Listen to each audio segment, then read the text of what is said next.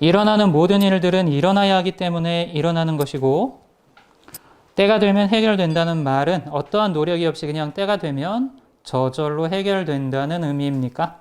아니면 명상이나 영성 공부를 통해서 노력해서 더 빨리 해결할 수 있는 건가요? 질문하셨습니다. 자, 관점에 따라서 같은 말이에요. 관점에 따라서 다른 말이기도 하고요. 그런데 여기 중요한 게 있어요. 노력이라는 것이 무엇인지에 대해서 알아야 됩니다. 노력이라는 것을요, 무언가의 쟁취를 위한 인위적인 행위로 받아들이면 삶 자체가 고단해져요. 삶 자체가 고단해져요. 그러나 노력이라는 것을 당연히 자연스럽게 펼쳐져 나타난 것으로 받아들이면 노력은 이제 더 이상 인위적인 무언가가 아니에요. 오히려 뭐예요? 당연하고 자연스러운 과정이 됩니다. 결국 관점의 차이가 내 삶의 자세를 바꾸고 내 삶의 자세가 내 삶을 바꿉니다. 바꿔요.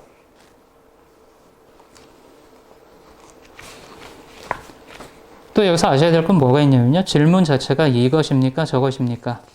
이것 아니면 저것. 이걸 골라야 될까요? 저걸 골라야 될까요?로 내 의식이 작동하고 있다는 걸 드러내고 있어요. 그러지 말고 둘 다 하세요. 영성 공부도 하고 노력도 하고. 그렇죠? 왜 두 개 다 고르면 되는데 꼭 하나만 고르려고 그래요.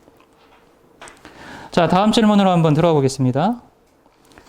저는 만성 두통이 있습니다. 뿐만 아니라 피곤도 많이 느끼고 항상 기운도 없는데요. 이런 건강에 대한 부분들도 관념이나 영성 공부를 통해서 변화시킬 수가 있나요? 충분히 가능합니다. 이유는 뭘까요? 몸하고 마음이 결국 하나이기 때문에 마음을 살핌으로써 몸을 바꿀 수도 있습니다. 자, 그런데 여기서 중요한 게 있어요. 아까 그 노력에 대한 질문이나 이런 것하고도 비슷해요. 자, 비슷해요. 몸이 안 좋으면요, 병원도 가시고요. 식단도 조절해보고 운동도 해보고 하는 과정들 또한 필요합니다. 왜 자꾸 하나를 고르려고요? 왜 자꾸? 현실을 창조하는 것을 단순히 생각하는 힘 아니면 뭐 인식의 힘으로 도깨비 방망이 내려치듯이 이렇게 뿅 하고 바꾸는 것으로 오해를 해서는 안 됩니다. 아셨죠? 인식이라는 것은요, 말 그대로 전체적인 것이에요. 내 몸이 건강해지는 인식 안에는 병원에 가는 것, 음식 조절하는 것, 명상 수련하는 것, 적절한 운동, 관념 분석 재규정, 활력 있는 인간관계 조성, 자아 실현을 위한 노력 등이 모두 들어가는 것입니다. 제외시키지 마세요. 제외시키지 마세요. 감나무 밑에 입 벌리고 누워서 이래하면 저리 되겠지라고 생각하면서 뻗어 있는 것 자체가 오히려 도피예요. 도피예요. 노력으로 받아들일 필요가 없고 당연한 과정으로서 인식하기 시작하면 그냥 매 순간 자체가 즐거워집니다. 즐거워져요. 자, 삶의 다이나믹함으로부터 도피하기 위해 마음 공부를 사용하고자 하는 마음이 느껴질 수 있습니다. 그 마음부터 살피셔야 돼요. 자, 다음 질문 들어갈게요. 이게 되게 이제 긴 질문이에요. 존재의 대전제는 인식됨입니다.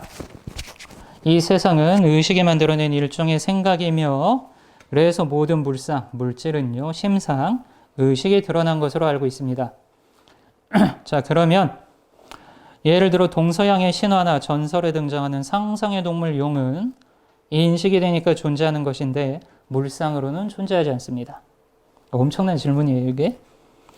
그러함에도 각종 영화에서 등장하고 시비간지에도 나옵니다.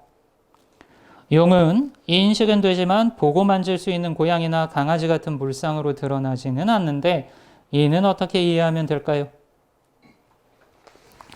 2번 같이 이제 붙여볼게요. 벤자민 버튼의 시간은 거꾸로 간다 영화를 보면 주인공은 80세 노인의 모습으로 태어나서 죽는 순간에 갓난아기의 모습으로 생을 마감합니다. 일반적으로 인간은 갓난아기로 태어나서 노인으로 생을 마감하는 것과 반대죠. 자, 그러면 왜 영화처럼이 아니라 인간은 아기로 태어나서 노인으로 생을 마감하는지 의문이 듭니다. 또 확대를 해보면 해가 뜨고 달이 뜨고 낮과 밤이 존재하는 것, 중력의 법칙이나 아인슈타인의 상대성 이론, 닐스 보어의 양자역학 이론 등은 이게 다 질문이에요.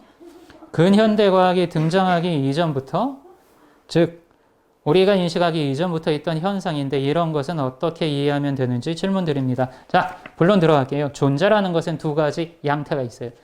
양태, 뭐의 줄임말이에요? 모양태. 존재하는 방식의 첫 번째, 현실태예요. 현실태는 물리법칙에 지배받는 이 몸이라는 통로 있죠. 그리고 이 몸에 갇혀있는 듯이 느껴지는 오감과 의식을 통해 체험되는 형태입니다. 그것을 현실태라고 불러요. 지금 이 순간 실제로 존재하는 것처럼 여겨지고 있는 사물하고 물질, 외부의 세계 등이 이에 해당합니다. 그렇죠? 다른 하나는 가능태 혹은 관념태예요. 얘네들도 같은 오감과 의식을 통해서 체험됩니다. 하지만 몸에 작용하는 물리법칙에 구애받지 않는 영역이에요. 그래서 감정, 느낌, 의도, 상상 등의 형태나 내면의 의식작용과 같은 형태로 체험이 되는 것들입니다. 그러나 본질적으로 이 모든 것들은 동일한 심상, 즉 의식의 작용이에요. 자, 그렇다면 무엇이 존재의 형태를 결정을 해버리는가? 이거는 현실태, 이거는 관념태, 아니면 가능태. 이 대상들에 부여되는 관념들이 그것을 결정합니다. 즉 심층의식으로부터 아까 말씀드린 심층의식, 마음 심자 있죠? 이것은 현실이다라고 규정되며 현실태로 체험되는 것이고 이것은 상상 혹은 관념태다라고 규정되면 그리 됩니다. 그런데 아셔야 될 게 있어요. 이와 같은 규정은요. 현생 인류의 공동 무의식 안에 활동하는 고정관념들이 있어요. 즉 공통 카르마를 따라서 발현됩니다. 현세에서 용이라는 것은 상상 속의 산물이다라는 관념이 공통 카르마로 작용하고 있다면 용은 단지 상상의 동물이 되는 것이고요. 개는 현실 속의 존재이다라는 관념이 작용하고 있다면 개는 현실 존재가 되는 것이죠. 반대라면 어떻게 될까요? 반대면은 개가 지금 용의 위치를 차지하고 지금 용은요 이제 집에서 다들 한 마리씩 기르고 있겠죠. 그렇게 되는 거예요. 우리 릴리가 용이 되는 거예요. 아니어서 다행이긴 해요. 자, 우주의 법칙 등도 예외가 아니에요. 우리에게 현실로 작용하는 법칙이 현실인 이유는요.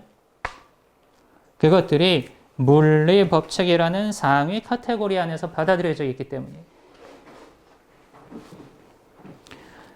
이 물리 법칙이라는 것은 몸 이전의 상위 관념이기 때문에 그 법칙에 영향받아 나타난 이후의 모든 것은 그것의 지배를 받게 됩니다. 딴 걸 떠나서. 그리고 양자역학적 발견은 조금 다른 관점이 필요합니다. 자, 본래 없었던 것이라기보다는 밝혀지지 않았던 것이라는 관념 안에 숨어 있던 것이에요. 이해되시죠? 20세기 이전에는 없었던 것인데 이건 뭐 어떻게 됩니까? 라는 질문 자체에 오류가 있는 거예요. 20세기 이전에는 없었던 것이라는 관념의 형태로 있던 거예요. 관념의 형태. 이 또한 뭐예요? 관념태란 얘기예요. 본래 없었던 것이라기보단 밝혀지지 않았던 것이라는 관념 안에 숨어있던 것이 20세기를 지나면서 수면 위로 드러나 밝혀진 것이라는 관념으로 활동하고 있는 것이. 자, 그러나 어찌됐든 현실태가 되든 가능태가 되든 이 모든 것들은 인식된 것입니다. 인식된 것이 심지어 인식되지 않은 것이라고 정의하더라도 그렇게 이야기를 하려면 먼저 뭐를 해야 돼요? 인식되어야 돼요. 인식되어야 돼요. 이를 보다 제대로 이해하기 위해서는 있다와 없다에 대해서 사유를 해보시면 돼요. 있음과 없음. 자, 여러분. 있음이라는 것에 대해서는 쉽게 짐작도 가능하고 받아들이는 것도 되죠. 자, 없음을 갖다가 이제 대상으로 삼아 볼게요. 얘가 항상 문제예요. 진짜로 없는 것을 알 수 있을까요? 네. 진짜로 없는 것을 있다 없다라고 이야기를 할 수 있을까요? 없어요. 결국 없다라는 것 또한 없다라는 개념에 해당하는 어떤 하나의 상으로 있는 거예요. 진짜로 없는 것은요, 있다와 없다로 구분할 수조차 없습니다. 아예 엄두 자체가 일어나질 않아요. 그래서 상상이 가능한 것은 이미 관념태, 가능태 형태로 존재하는 것이라고 말을 하는 것입니다.